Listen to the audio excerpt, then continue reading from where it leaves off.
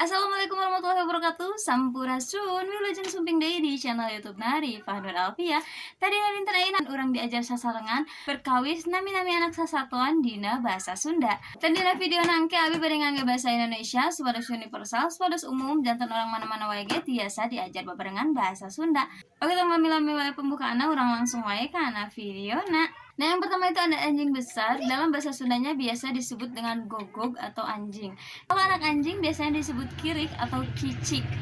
Nah, yang kedua itu ada induk badak atau badak besar. Dalam bahasa Sundanya biasa disebut badak. Nah, kalau anak badak biasanya disebut putri.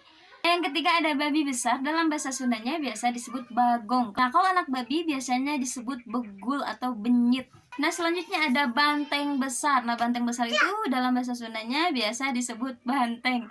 Kalau anak banteng biasa disebut bangkanang. Yang selanjutnya ada kumbang hitam besar atau induk kumbang hitam biasa disebut dengan bangbung.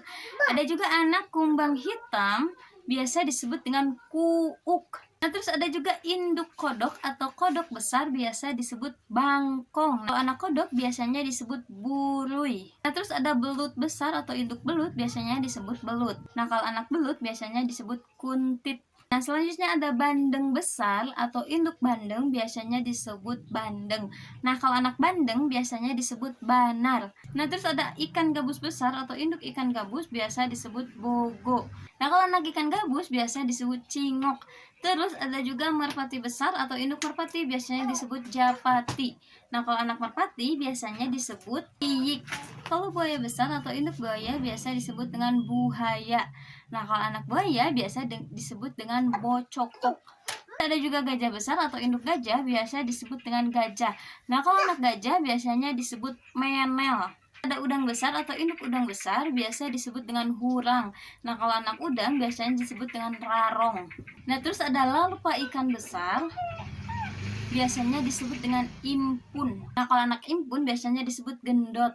Terus ada kepiting sawah besar biasanya disebut keyep. Nah, kalau anak keyep biasanya disebut bonceret. Nah, terus ada ikan besar biasa disebut dengan lauk. Nah, kalau anak lauk biasanya disebut dengan burayak. Terus ada juga kuda besar biasanya disebut kuda. Kalau anak kuda biasanya disebut belok. Nah, terus ada kupu-kupu besar biasanya disebut kupu-kupu. Kalau anak kupu-kupu biasanya disebut hilet. Kalau kutu rambut biasanya disebut kutu. Nah, kalau anak kutu biasanya disebut kuar. Terus ada juga telur kutu biasanya disebut lisa. Nah, kalau laba-laba besar atau induk laba-laba biasa disebut dengan lancah. Kalau anak laba-laba biasa disebut dengan aom. Nah, terus ada juga ikan lele besar biasa disebut dengan lele. Kalau anak lele biasa disebut dengan nanahaon. Nah, selanjutnya ada juga sapi besar biasa disebut dengan sapi. Nah, kalau anak sapi biasa disebut dengan pedet. Nah, terus ada juga harimau besar atau induk harimau biasa disebut dengan maung. Kalau anak maung biasanya disebut dengan juag. Nah, terus ada juga itik besar atau induk itik biasanya disebut dengan meri. Kalau anak itik biasanya disebut dengan titit.